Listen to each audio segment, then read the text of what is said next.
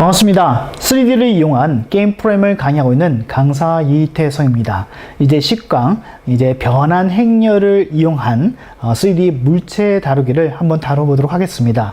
자, 우리는 9강에서 그와 같은 T-포트라든가 원기둥이라든가 구와 같은 물체를 만들 수 있었죠. 그래서 그와 같은 부분이 메쉬라고 이렇게 얘기를 했습니다. 그래서 그와 같은 메쉬들을 공간상에 놔둬 놓을 것이고, 그 다음에 우리가 5강과 4강과 이제까지 많은 배웠던 그런 행렬들을 이 물체에 적용했을 때 이 물체가 사실상 어떻게 나타나는지 그것들을 이제 시각적으로 보기 위한 부분이 바로 10강의 내용이라고 할 수가 있습니다. 자, 그러면은 우리 10강의 내용을 같이 살펴보도록 하겠습니다.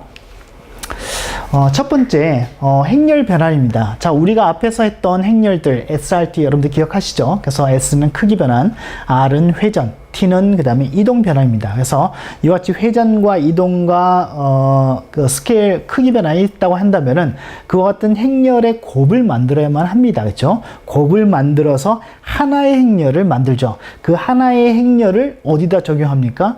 월드에다가 적용하게 되는 것이죠. 그러면은 모델 좌표에서 만들었던 그 메쉬들, 그렇죠? 그 메쉬들은 모델 좌표에서 있는 그 같은 정점 정보들을 가지고 있습니다. 그 다음에 지금 SRT라는 행렬들을 이용해서 하나의 행렬을 만들어서 셋 트랜스폼을 통해서 월드 그 행렬을 그다음에 셋업을 디바이스에다 해놓죠. 그렇죠? 다이렉트 3D 디바이스에 해놓습니다. 그럼 모델 좌표의 정보들이 출력하기 위해서 월드를 통하죠. 그렇죠? 월드를 통해서 나올 때 정점이 어떻게 변환됩니까? 바로 모델 좌표에서 이 행렬을 통해서 월드 공간 안에 그와 같은 좌표로 변환되어서 이제 출력이 되는 겁니다. 그렇죠? 그래서 이 부분이 SRT라는 이 행렬이 이제 모델과 월드를 변화시키는 그 같은 역할을 하게 되는 것입니다. 자, 그 다음에 여기서 좀 주의해야 될 것은 R, 그렇죠? 세 개의 만약에 각이 있다고 한다면은 반드시 Z축 행렬을 먼저 회전하고 그 다음에 X, Y로 이렇게 회전하는 순서를 정해줘야만 한다고 말씀을 드렸습니다. 자, 그 다음에 만약에 그 다음에 두각이 있다고 한다면 상관없죠. 그렇죠? 두각이 있었을 때는 내가 적용하고자 하는 그 각부터 각에 따라서 내가 적용하고자 하는 그 각의 순서에 따라서 이제 적용이 됩니다. 단 세 각이 있을 때는 Z축을 먼저 회전시키고 그 다음에 뭐 X, 뭐 다음 Y 이렇게 각을 회전한다라고 여러분들 생각하시면 됩니다. 그래서 이 부분은 이제 여기 밑에 나오게 되는 요 피치 롤이라는 요 함수 안에서도 내부적으로 그런 방법을 씁니다. 하기 때문에 그와 같이 우리가 그 세 각을 미리 그렇게 생각해 둔다고 하면은 요 함수도 우리가 그냥 쉽게 직관적으로 쓸 수 있겠죠. 그래서 여러분들 그렇게 생각하시고요. 자, 그 다음에 이동 회전 크기 행렬을 변환해주는 함수가 이와 같이 있습니다. 그렇죠? 그 다음에 이런 함수는 봤었고, 그 다음에 요거는 어때요? 함수라기보다는 매크로 함수라고 볼 수 있죠. 그래서 호드 값을 라디안 값으로, 라디안 값을 호드 값으로 이렇게 변환을 해주는 그런 매크로입니다.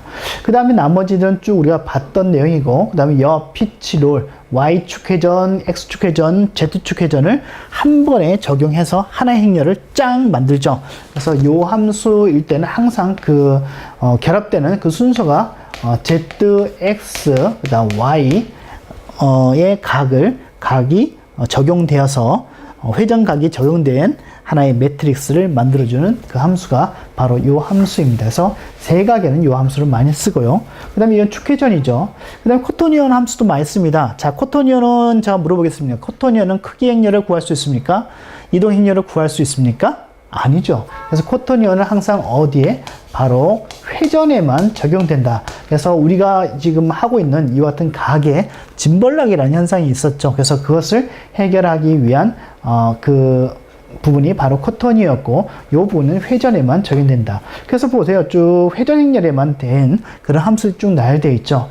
그 다음에 코토니언을 하게 되면은 X, Y, 그 다음에 Z, 그 다음에 W의 4개의 요소를 통해서 우리가 회전 행렬을 구하게 됩니다. 그래서 이를 이제 코토니언의 뭐 요소, 성분이라고 하는데, 이와 같은 부분을 이용해서 우리 코토니언을 구했으면 이거 자체를 어떻습니까?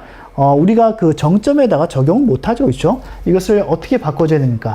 다시 매트릭스, 그렇죠? 행렬로 바꿔주고 이 바꿔준 이 행렬을 월드 트랜스폼에다가 월드에다가 적용해서 모델에서 월드로 바뀔 수 있도록 회전돼서 바뀔 수 있도록 그렇게 우리가 적용을 해야만 합니다. 그래서 코토니안 함수에다 보면 어떻습니까?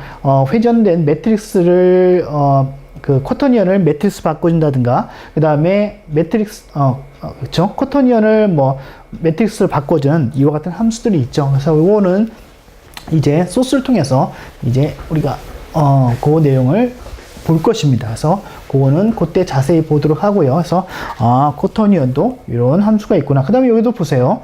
요 피치롤, 요 부분도 있죠. 요 피치롤, 그렇죠? 자, 이와 같은 내용들이 있었습니다. 자, 그래서 제일 처음에 이제 프로젝트라고 볼 수도 있죠. 그래서 한번 이미 배운 내용이고 이제 그것을 이제 적용해서 실제로 보는 부분이기 때문에 하나의 텀 프로젝트라고 볼 수가 있습니다. 자, 일단 제일 먼저 크기 변환부터 먼저 해보도록 하겠습니다. 자, 일단 축을 먼저 출력합니다. 그렇죠? 그래서 월드 공간에 실제로 이 축 위에 그러한 T포트 주전자가 어떻게 놓이는지 한번 확인해 보는 것이죠. 그래서 축을 출력하고 그 다음에 AD 값이 눌리게 되면은 그 스케일, 그쵸? 크기 변환이 이루어지도록 어떤 단위? 0.1 단위로 이루어지도록 이렇게 합니다. 자, 일단은 AD 키 눌림을 일단 체크를 해야 되기 때문에 키 눌림 체크 함수를 우리가 알아야 되겠죠. 그래서 get asynchronous key state라는 함수가 있는데 이 함수는 키가 눌리게 되면 그 눌리게 되면은 그 0 이하의 값, 그렇죠? 그래서 음의 값을 리턴합니다. 그래서 지금 여기도 예도 나오듯이 만약에 A가 눌러서 만약에 0 이하냐, 그렇죠? A 누른지를 체크를 해가지고 0 이하냐, 0 이하면은 눌린 것으로 판단해서 그 다음에 0.1을 이렇게 증가하고 있습니다.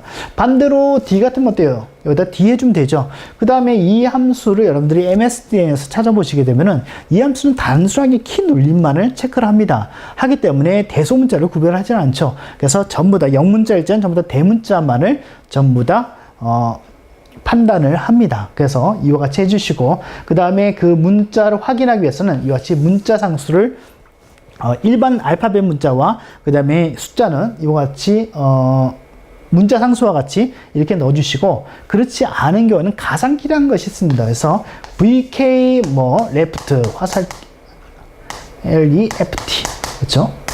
LEFT 그래서 left라든가 right라든가 이와 같은 가상키가 있습니다. 그래서 이런 가상키를 그 외 키는 이런 가상키를 이용하는데 지금 우리와 같이 문자라든가 숫자일 경우에는 이와 같이 문자 상수 그냥 그 알파벳 그대로 사용하면 됩니다.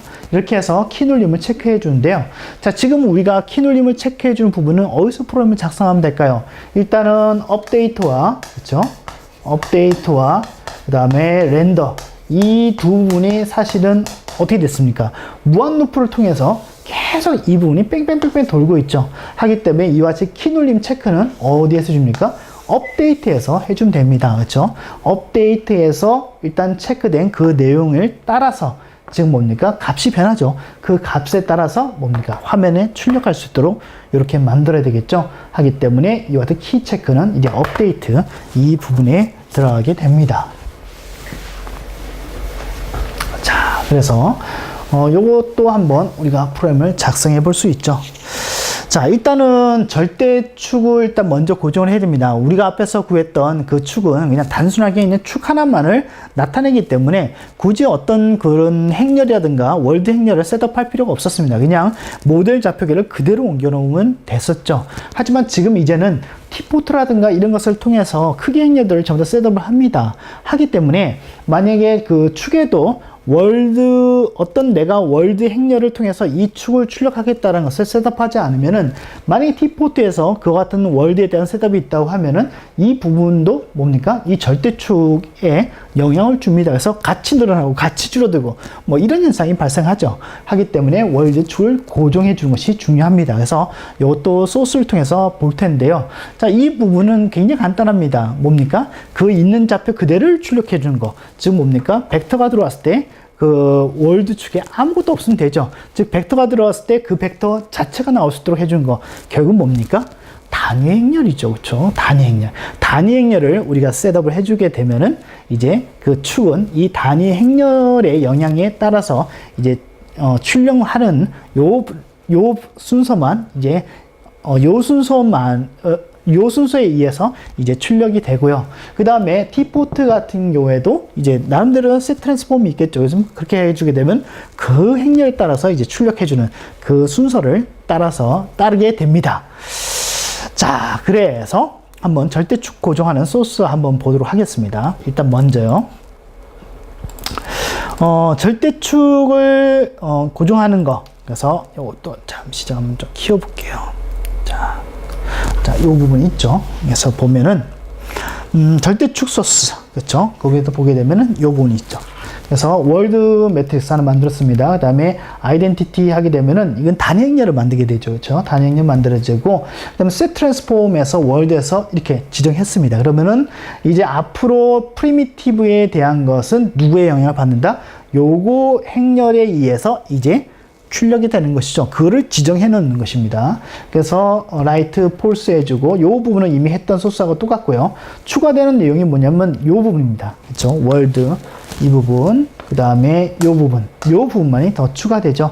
그래서 프리미티브 하게 되면은 이제 그 모델 좌표 그대로의 그 정점 정보를 그대로 월드 공간에 나타내서 그대로 출력을 하게 됩니다. 그래서 요거는 여러분들이 충분히 이해할 수가 있을 겁니다. 자, 그 다음에 지금 이제 스케일 변환을 한번 보도록 하겠습니다. 그래서 스케일링 있죠. 한번 보도록 할게요.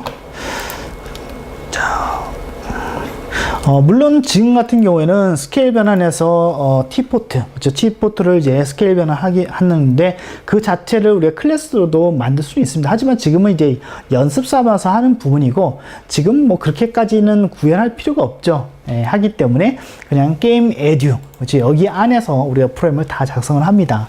일단 스케일 변환을 이 클래스 안에서 해주기 위해서는 일단은 클래스의 멤버 변수로서 지금 여기 보게 되면 조금 더 키울까요? mScale이라는 이 같은 멤버 변수를 하나 선언을 했습니다. 그렇죠? 해놓고 요 변수의 값에 따라서 이제 주전자의 크기가 달라지게 되는 것이죠. 자, 그러면 소스 한번 볼까요? 나머지는 다 똑같습니다. 앞에서 했던 거 그대로 복사해서 쓰시면 되고요. 자, 지금 같은 경우 여기 있죠. 여기 보시게 되면은 자, 이 부분은 뭐 이 앞에서 했던 거 똑같고요. 그 다음에 T포트 들어가고 이 또 앞에서 했던 거와 똑같습니다. 스케일에서 1.0 F를 넣고 있죠. 자, 스케일 변환 같은 경우는 0.0 F를 넣으면 아예 사라지죠. 그렇죠? 하기 때문에 가장 기본적인 것이 1.0을 하게 되면 자기 크기 그대로 이렇게 출력이 되고, 만약에 0.5다 하면은 반으로 줄어드는 그런 행렬들을 우리가 지정할 수가 있습니다. 자, 렌더 부분 있죠. 자, 렌더 부분 볼게요. 자, 렌더에서도 이제 핵심적인 부분을 볼 수 있는데, 자, 보면은, 그 전에 그거부터 봅시다. 업데이트 부분 한번 볼게요. 그렇죠. 업데이트. 자, 우리가 그, 업데이트 같은 경우에는, 여기 보게 되면은, 요거, 프레임워크를 우리가 설정했었죠. 그렇죠. 프레임워크에서 기본적으로, 게임 에듀의 업데이트와 렌더를 계속 호출을 합니다. 그렇죠? 그래서 렌더를 호출하게 되는데, 호출하게 되면은 어떻게 됩니까? 요 함수 같은 경우에는 지금 현재 가상함수로 되어 있죠. 그렇죠? 가상함수로 되어 있기 때문에 하위에 on 업데이트와 on 렌더를 호출하게 되죠. 그래서 그것을 상속한 뭡니까? 게임 에듀, 그렇죠? 요 함수의 on 업데이트와 그 다음에 on 렌더를 이렇게 출력하게 됩니다. 그래서 on 업데이트에서 지금과 같이 get asynchronous key state 이렇게 하고 있고요. 그 다음에 a 이렇게 넣었죠, 그렇죠? 그래서 0보다 작으면은 0.1씩 더해주고, 그 다음에 d면은 어떻습니까? 0.2씩 빼주고 이렇게 했습니다. 그래서 요거는 뭐 필요 없는 부분인데, 자, 이렇게 돼 있고요. 그 다음에 렌더 한번 볼까요? 자, 렌더가 이제 가장 중요한 부분이라 볼 수 있겠죠. 자, 렌더 한번 봅시다. 자, 스케일에서 매트릭스 하나 했습니다. 그 다음에 렌더에서 자기 그 정점 정보를 축에 대한 정점 정보 그대로 출력하겠죠. 자, 그 다음에 이 부분은 똑같습니다. 그렇죠? 똑같고요. 그 다음에 여기 그렇죠? 스케일링 했었죠. 그 다음에 스케일 그 다음에 그 값 그대로 이렇게 넣습니다. 만약에 여기서 y 값 여기다가 만약 2.0을 넣었다 하게 되면 어떻게 됐습니까? 위로 쭉 늘어난 그와 같은 주전자를 우리가 볼 수 있겠죠. 하지만 지금은 1.0, 1.0, 1.0에서 같은 값을 넣었기 때문에 그렇죠? 가로 그 x, y, z 해서 그 크기가 같이 늘어나고 같이 들어줄죠. 그래서 스케일이라는 하나를 만들었고요. 그 다음에 어떻게 했습니까? 이렇게 set transform에서 world 그래서 크기 변환 행렬을 셋업을 했습니다. 그 다음에 이와 같이 그려주고 있죠. 뭐 간단하죠, 그렇죠? 너무 간단합니다. 그래서 제가 한번 이거를 출력을 해보도록 하겠습니다.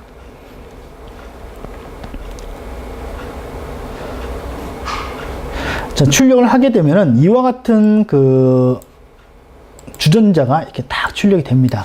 그렇죠? 이 상태에서 제가 A를 누릅니까? 그렇죠? 이렇게 커지죠. 점점 커지죠. 그렇죠? 커지고 이제 D를 누르게 되면 이렇게 줄어드는 것을 확인할 수 있습니다. 자, 이때도 어떻습니까? 축은 지금 여러분들 안 보이실지도 모르겠는데 요거는 커지고 작아지고 하지만 이 축은 어떻습니까? 그대로 출력되고 있습니다. 그렇죠? 그거를 여러분들이 확인해 볼 수가 있을 겁니다. 그렇죠? 자, 이렇게 하는 부분을 봤었고 크기 행렬이 이제 그런 역할을 한다는 거 여러분들이 기억하시기 바랍니다. 자, 그 다음에 이제 우리가 봐야 될 부분들이 이제 회전에 관련된 부분인데요. 자, 요 회전에 관련된 부분들은 좀 여러 가지 소스도 있고, 그 다음에 또 봐야 될 부분들이 있기 때문에 요건 다음 강에서 제가 또 자세히 설명을 드리도록 하겠습니다.